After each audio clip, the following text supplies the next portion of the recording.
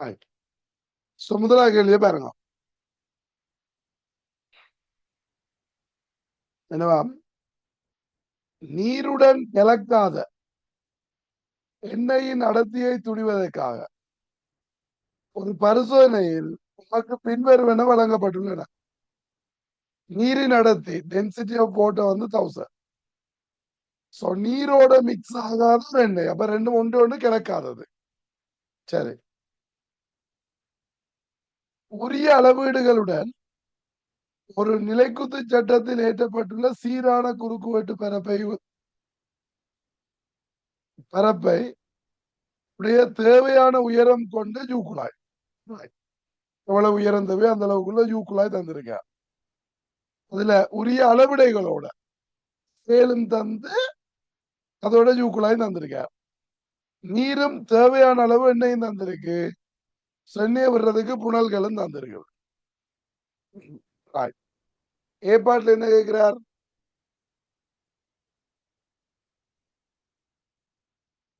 நீர்நிரல் நம்ம எண்ணெய் நிரல் ஆகியவற்றின் மட்டங்களையும் அவற்றின் பொது இடைமுகத்தையும் தெளிவாக காட்டும் பரிசோதனை ஒழுங்கமைப்பின் பெயரிடப்பட்ட வரிப்படத்தை வரைக. இப்ப யூக்குழாய் பரிசோதனை இந்த பெயரிடப்பட்ட படத்தை வரையிட்டாமா. நார்மலா நீங்கள் கிடைக்கதை கருவீங்க, பிராக்டிகல் கைட்டில் உள்ள அந்த யூக்குழாய் படத்தை கறிக்கொள்வீங்க. எக்ஸ்பெரிமெண்ட்டுக்குரியது.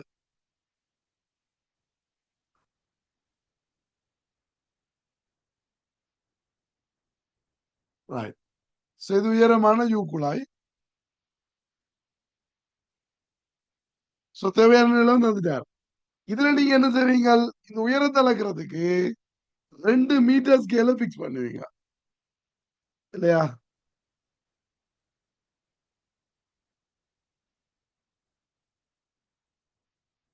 ½ மீட்டர் கோல் 2 பிக்ஸ் பண்ணுவீங்க. எப்படி?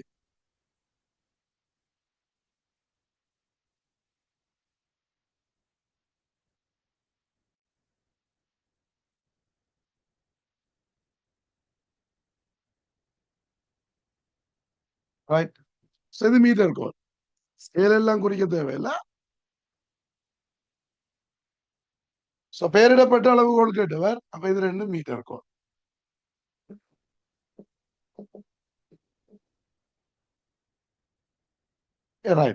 இனி ஒரு புயத்துக்குள்ள என்ன தடுப்பீங்க? நீர். அடுத்தது எண்ணெய். இப்ப எண்ணெய் எப்படிப்பட்டதுன்னு தெரியல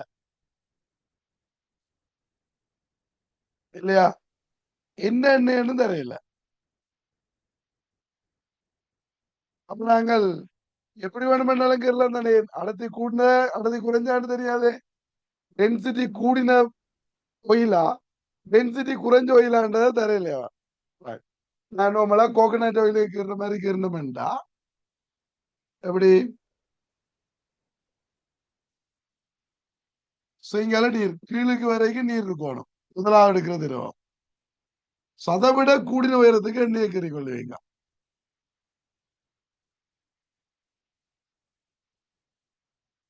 ஓகே, இதுதான் என்ன பொதுப்பரம்.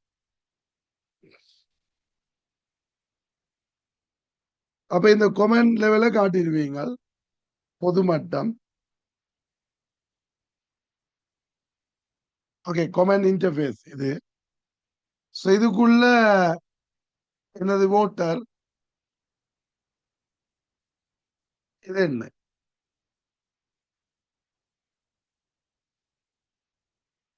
ஒயில் இதுல இதுக்குள்ள ஓட்டர் இருக்குது. இதுல இதுதான் கொமெண்ட் லெவல். இதுல காட்ட சொல்லித்தான் கேட்டவர். ஓகே தானே?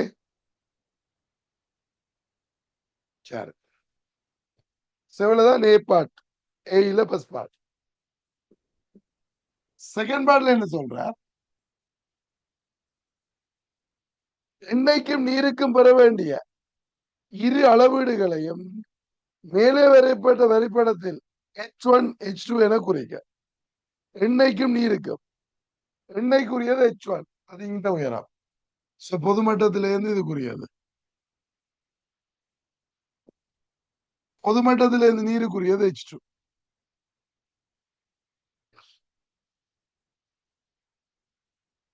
ஓகே இல்ல? சரி, அப்ப அதையும் குறிச்சாச்சு. அது படத்துல இருக்கிறானே. இப்ப பி பார்ட். பியில பெஸ்பர்ட் என்ன இருக்கிறார்?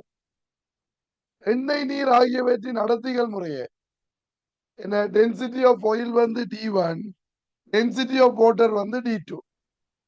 ரெண்டுடையும் அடர்த்திகள் D1 D2. D1ற்குரிய கோவையை இதன் சார்பில் எழுதுக. உங்களுக்கு தெரியும். இந்த கொமன் இன்டர்பேஸ்ல இருந்து பொதுமட்டத்தில் இருந்து உயரம் தெரிஞ்சால் H1D1 சமன் H2D2. என்ன D1 அப்ப H1 இது பிளஸ் பார்ட். H1D1 சமன் H2D2. இப்ப இந்த சமன்பாடு எழுதலாது. இப்ப இது எழுதினீங்கன்னா பிழை, மார்க்ஸ் கிடைக்காது. சரி, சமன்பாடு சரி. கேட்ட கேள்வி என்ன? D1க்குரிய கோவை. எக்ஸ்பிரஷன் ஃபார் D1 கேட்டிருக்க. இப்ப D1க்கு கோவை கேட்டா D1 எழுவாய் கொடுக்கணும். D1 சப்ஜெக்டிவ் கொண்டு கொடுக்கணும். அப்ப D1 is equal to H2D2 over H1. Okay, இப்படி கொடுத்துருக்கோம். சரி, செகண்ட் பார்ட்.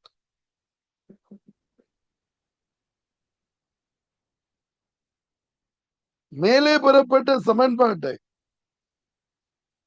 ஒரு வரைவு முறைக்கு தகுந்தவாறு ஒழுங்குபடுத்தி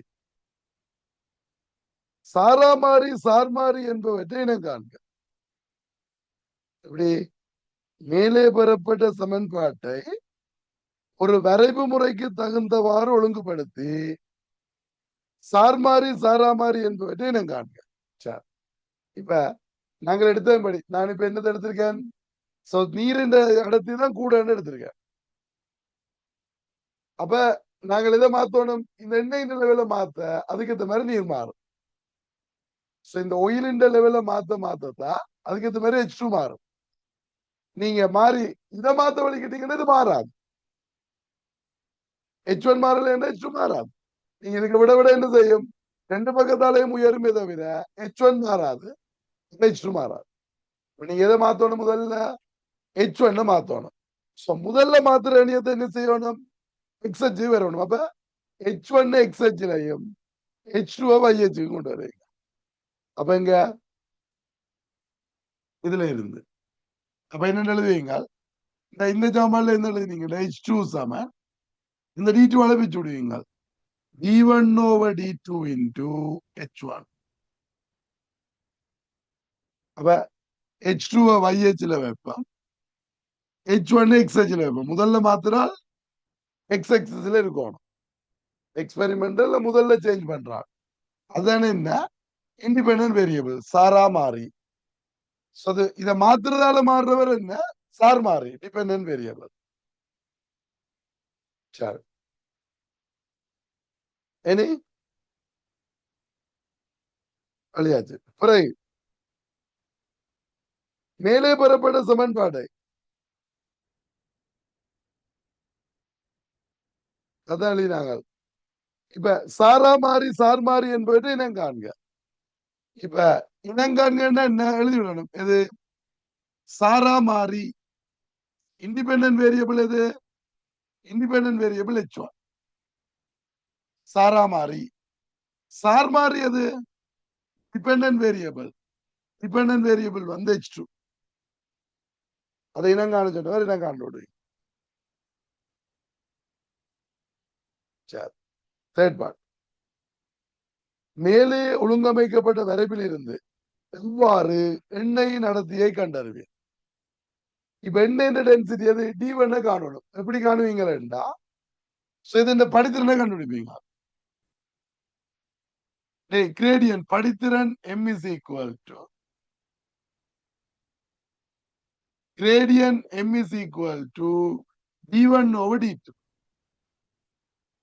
அப்ப D1 தானே வேணும். D1 is equal to MD2. இவ்வளவு ஆன்சர் போதும். ஒன்று வளர்த்து சமன்பாட்டில் பிரதியிடல் படித்திறனை காணல் எல்லாம் தேவையில்லை. படித்திறன் M7 D1 over D2. அதுல இருந்து D17 என்ன MD2. Okay right. இப்ப சி பாட பாருங்க.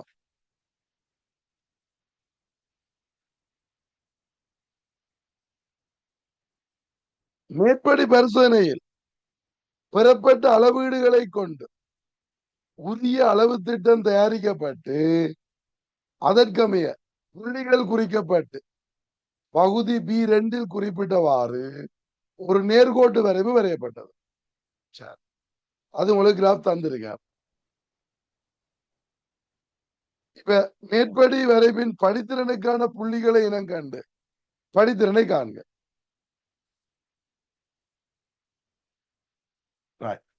நான் இப்ப இதை அழிக்கிறேன்.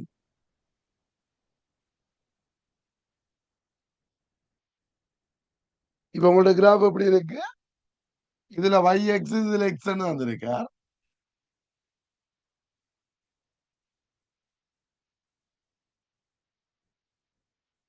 அதுக்குள்ள வந்திருக்கா. இப்படி ஒரு கிராஃப் தந்திருக்கா. இப்ப நீங்க என்னையோட படித்திறனுக்கான புள்ளிகளை எனக்கு காட்டாமா. சரி, இப்ப இங்க இருந்து காணுவீங்கள் பாயிண்ட கண்டுபிடிக்கிறதுக்கு என்ன வேணும்? இது 10,10 0 இல்ல 10,10ல இருந்து ஸ்டார்ட் ஆகுது. நீங்க இங்க இருந்து பார்த்து கொண்டு போவீங்கள். இங்க இருந்து பார்த்து கொண்டு போய்க்கு எந்த கிரிட் எந்த கோடு சரியா முதலாவது தடவை வெட்டுதுன்னு கண்டுபிடிப்பீங்க. கீழே இருந்து பார்த்து கொண்டு போய்க்க முதலாவது வெட்டுற போய் எது வெட்டுது?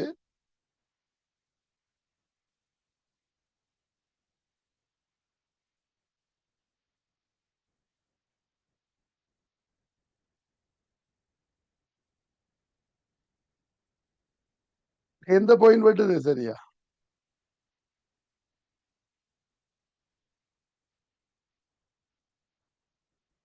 சோ 11 வெட்டுதாடா. 11 அங்கால மேலுக்கு 10.8 11 10.8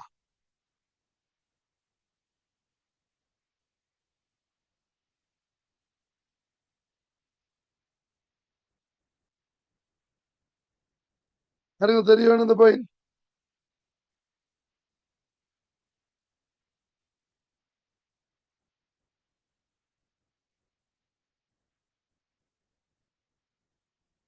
வெட்டுது இல்லையா?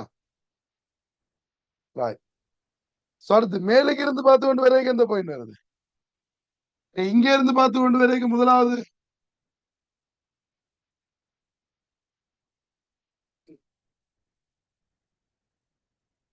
அங்க இருந்து பார்த்து கொண்டு வந்தா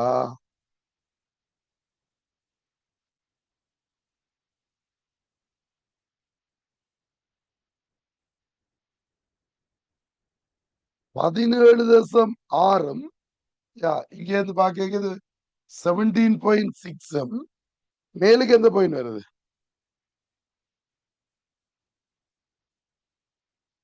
15.8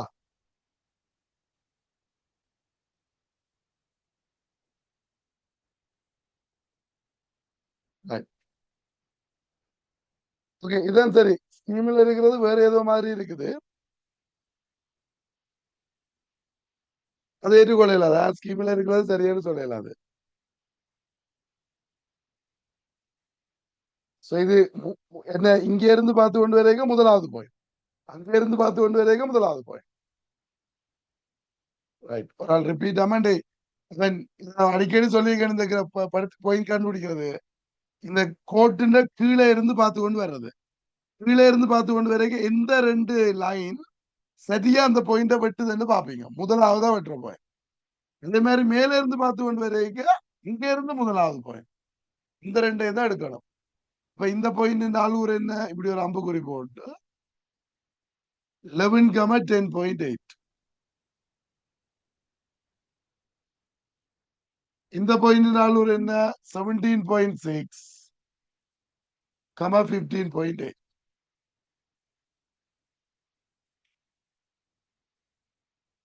இப்ப புள்ளிகளை இனம் காண்டு படித்திறனை காண்க. இப்ப அதுல ஏற்பாடுல படித்திறனை காண்டாமா, சியில ஏற்பாடு. சோ கிரேடியன் என்ன, gradient m is equal to வையால் கூறுகளின் வித்தியாசம் 17.6 minus 11 over. நோ, இந்த வித்தியாசம் முதல் வையல் எழுதணும். 15.8 minus 10.8 over 17.6 minus 11 எவ்வளவு வருது? 5 over கீழுக்கு 6.6. நல்லாவே இல்லைன்னா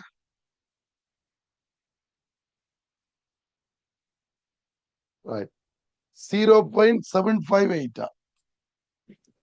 நான் சொல்ல ஒரு புள்ள சுருக்கி சொல்றதே எழுதுறேன்.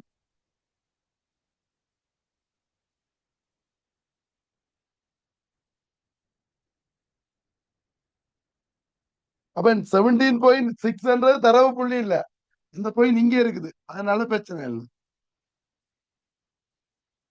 தரவு பாயிண்ட் வந்து இங்கால இருக்குது, அதுக்கு அங்காலதான் அந்த பாயிண்ட் இருக்கா, அதனால பிரச்சனை இல்லை. அப்ப 0.758.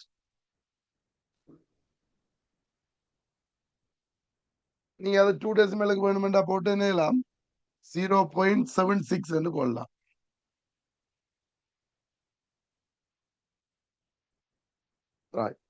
ஏன்னா ஞாபகம் இருக்க ஸ்கீம்ல ஏதோ இப்ப திருத்தேக பார்த்தது 0.78 ஏதோ வந்த மாதிரி ஞாபகம். அவர் பாயிண்ட் பிள்ளையா கொடுத்திருந்தவர் 17.9 கொடுத்தார். அது வரவே இல்லாது, கோர்ட்ல இல்லாத ஒரு பாயிண்ட் எடுக்கவே இல்லாது.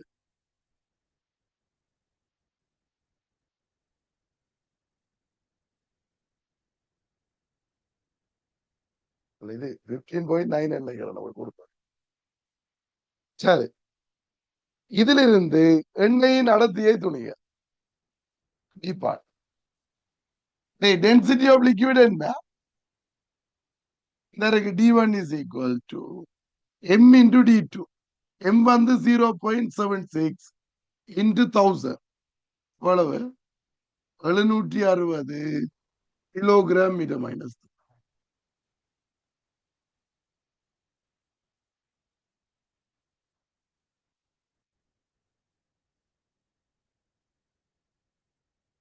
ஓகேயா?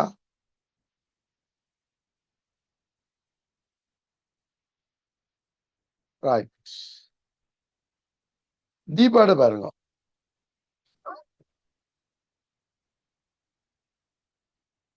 இந்த கிராஃப் கான்செப்ட் விளங்கிட்டல்ல?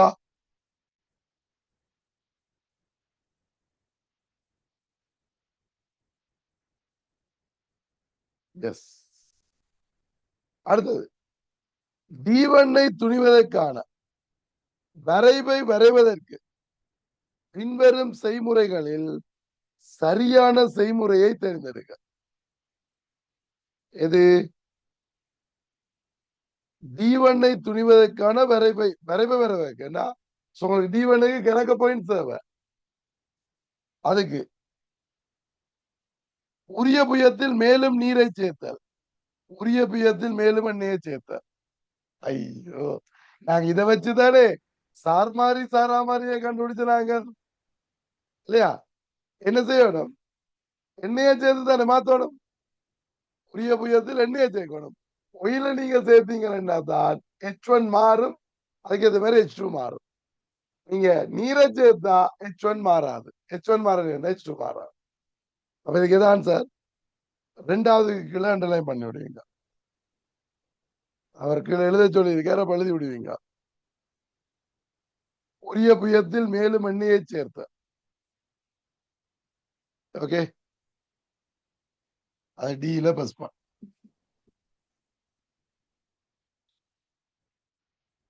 அடுத்தது மத்திய செய்முறையை தேர்ந்தெடுக்காமைக்கான காரணம்.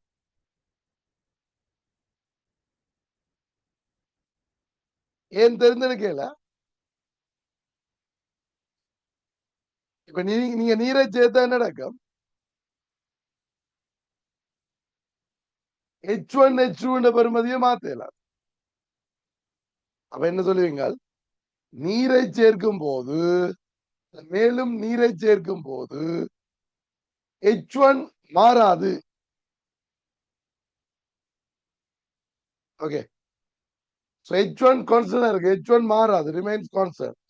அப்படி என்றா என்ன நடக்கும்? பொதுமட்டம் மாறுமே தவிர H1 மாறாது. H1 மாறல, H2 மாறாது. சொல்லுவீங்க நீரை சேர்க்கும் போது H1 மாறாது, எனவே H2வும் மாறாது.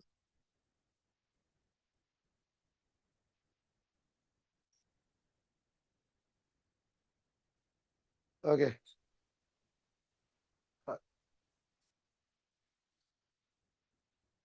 ரைட். அடுத்தது, இப்பரிசோதனையில் குழாயில் முதலில் ஊற்றப்பட வேண்டிய திரவஞ்சாது அது விடைக்கான காரணங்களை தருக. ஃபர்ஸ்டா நாங்க எதை எடுக்கணும்? டென்சிட்டி கூடின லிக்விட் எடுக்கணும், அடர்த்தி கூடின திரவத்தை எடுக்கணும். இல்லாட்டிக்கு என்ன நடக்கும்? நீங்க அடர்த்தி குறைஞ்ச திரவத்தை எடுத்தா ரெண்டு புயத்துக்குள்ளையும் அடர்த்தி குறைஞ்ச திரவம் வந்துடும். ஓகே, அப்ப என்ன எழுதுவீங்க? எந்த திரவம் எடுக்கணும் கேட்டவர் நீர் இல்லையா?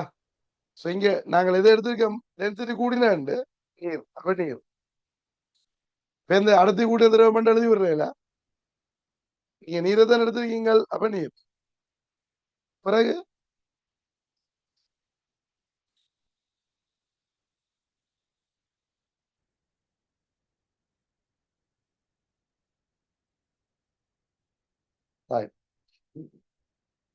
விடைக்குரிய ரீசன் என்ன?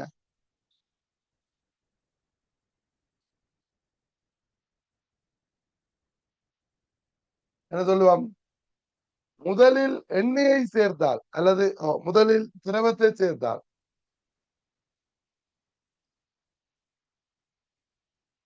பின்னர் நீரை சேர்க்கும் போது, முதலில் எண்ணெயை சேர்த்தால் நீரை சேர்க்கும் போது இருபுயங்களிலும்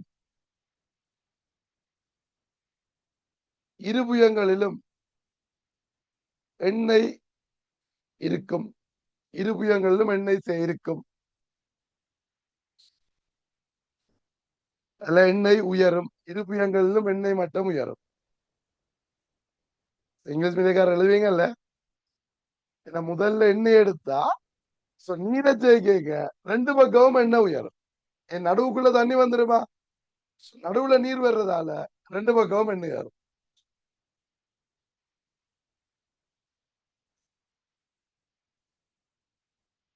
ஓகேயா?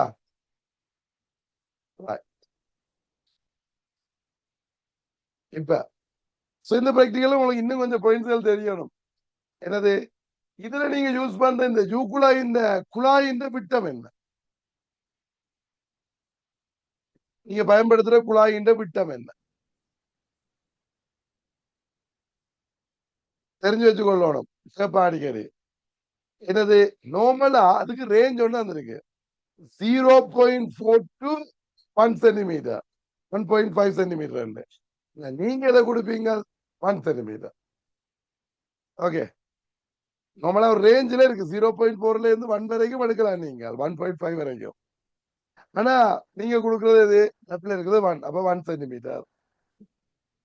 ஓகே, இப்ப ஏன் ஒடுங்கின குழாய் எடுக்கக்கூடாது? நரோ டியூப் ஏன் யூஸ் பண்ணக்கூடாது? நரோ டியூப் அல்லது கெப்லரி டியூப்னு சொல்லுவாங்க. ஏன் ஒடுங்கின குழாய் அல்லது மயிர்த்துளை குழாயை யூஸ் பண்ண கூடாது? அங்க மயிர்த்துளைகளுக்கு வந்துடும், கெப்லரி ரைஸ் வந்துடும். ஏண்டா நார்மலா ஒரு குழாய் 0.4ஐயும் விட குறைஞ்சா அது ஒடுங்கிய குழாய். ஒடுங்கிய குழாய் எடுத்தீங்களா என்ன நடக்கும் என்று கேட்டீங்களா, ஒரு திரவத்துக்குள்ள ஒண்ணு வைக்க தஞ்சு பாட்டுக்கே ஏறிடும். இதை சொல்றது மயிர் துளை எழுகை, நான் 11ஆம் பாடத்துல படிப்போம். அது கெப்லரி ரைஸ். இந்த கெப்லர் ரைஸ் ஒன்று வந்துடுறதால எங்களுக்கு கெட்ட பிழைச்சிடும், இளவீடுகள் பிழைச்சிடும். அப்ப மயிர்துளி எழுக வந்துடும். இப்ப ஒடுங்கின குழாயை பயன்படுத்த, அதனால ஒடுங்கிய குழாயை பயன்படுத்துறது இல்லை. அப்ப 0.4 சென்டிமீட்டரோட பெருசானோடனே நடக்கும், அந்த மயிர்துளி எழுக நெக்லெஜிபிளா வந்துடும். 1 சென்டிமீட்டர்னா ஏறவே ஏறாது. அது 1 சென்டிமீட்டர் இருந்தா என்ன செய்யலாம், இப்படி சைட்ல மட்டும் ஏறும்.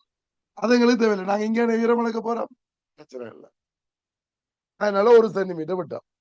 இப்ப ஏன் 3-4 சென்டிமீட்டர்ல அளக்க பயன்படுத்தக்கூடாது? அதாவது மிக அகலம் கூடின குழாயே பயன்படுத்தக்கூடாது.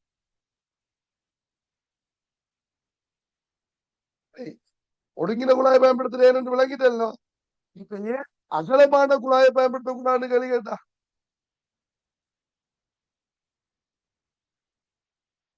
அதுக்கு உங்களுக்கு அதிக அளவு திரவம் தேவைப்படும் எக்ஸ்பெரிமெண்ட். ரெண்டு திரவமும் அதிக அளவுல தேவைப்படும். ஓகே, இப்ப பரிசோதனை செய்யப்பட வேண்டிய திரவத்தின் அளவு அதிகமா போயிடும், அமௌண்ட் ஆஃப் லிக்விட் வந்து கூட தேவை. ஓகே, அதனால உங்களுக்கு அளக்கக்கூடிய உயரம் அதுதானே, உயரம் கூடினதை அளக்கலாம். 10 சென்டிமீட்டரை விட கூடணும் உயரம். நீ உயரம் குறைஞ்சிடும் என்று சொல்றது ஆன்சரா ஏற்றுக்கொள்ள முடியாது. நீங்க உயரம் கூட உயரத்துக்கு தான் எடுக்கணும். ஏன் நீங்க என்னதான் அளக்க போறீங்க, மீட்டர் கோல் அளக்க போறீங்க. சோ மீட்டர் கோல் அளக்கிறதா இருந்தா 10 சென்டிமீட்டரை விட கூட வரும் இல்லையா? இப்ப 10 சென்டிமீட்டரை விட கூட வரணும் பண்ணா நீங்க கூட திரவத்தை பயன்படுத்த வேண்டி வரும். அதனாலதான் அகன்ற குழாயை பயன்படுத்தல லெப்ல. ஆனா அகன்ற குழாயை பயன்படுத்தின நல்லதே, அந்த கப்லரைஸ் மயத்துளிகளே இல்லாமல் எங்களுக்கு பிராக்டிகல் திருத்தமா வரும். ஆனாலும் அந்த கூட திரவம் தேவைன்றதால அதை பயன்படுத்தல. அடுத்தது இன்னொன்று, இப்ப இந்த அடர்த்தி கூடின திரவத்தை எடுக்க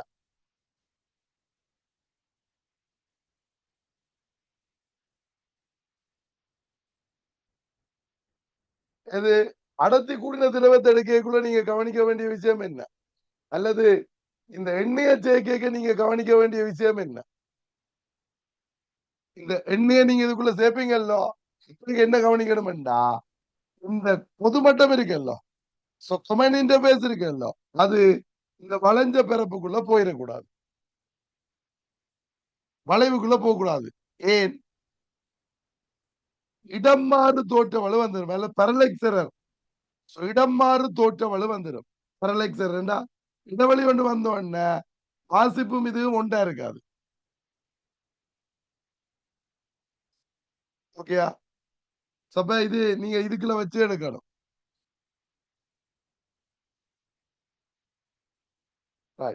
இந்த ரீடிங் எடுக்கிறதுக்கு உங்களுக்கு இன்னொரு உபகரணம் தேவை, என்ன சொல்லுங்க? ரீடிங் எடுக்கிறதுக்கு என்ன தேவை?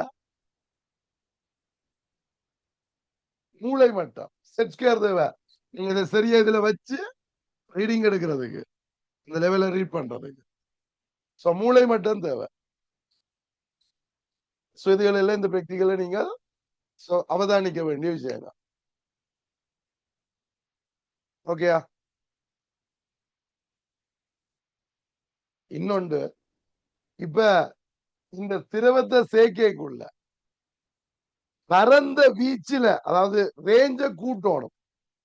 நீ அட்லீஸ்ட் எத்தனை ரீடிங் அப்ப எடுக்கணும், அட்லீஸ்ட் எத்தனை ரீடிங் எடுக்கணும், 6 ரீடிங் எடுக்கணும். அப்ப அந்த 6 ரீடிங் எடுக்கக்குள்ள இதுக்குள்ள மேக்சிமம் இந்த லெவல் வரைக்கும் வரக்கூடிய மாதிரி எடுக்கணும். அப்ப நீங்க என்ன செய்வீங்க, இந்த வளைஞ்ச பரப்பு இருக்கு தானே, இது வரைக்கும் உங்களுக்கு ஜெயிக்கலாம் தானே, வளைவுக்கு மேல.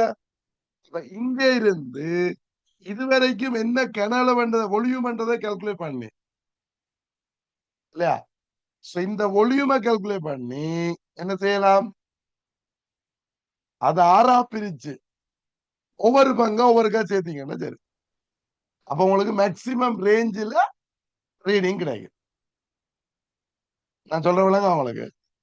இந்த மேக்சிமம் பொலியூமை கால்குலேட் பண்ணி சேர்க்கக்கூடிய மேக்சிமம் பொலியூமை கால்குலேட் பண்ணி அது ஆறா பிரிச்சு ஒவ்வொரு பங்கா தடவைக்கு ஒருக்கா சேர்த்தீங்களா உங்களுக்கு மேக்சிமம் ரேஞ்சில ரீடிங் கிடைக்கும். விளங்குதே இது? எல்லாம் கேள்வி கேட்ட சொல்ல தெரியணும். அடிச்சனலா கேட்கக்கூடிய கேள்விகள் இந்த பிராக்டிகல்ல. Okay right.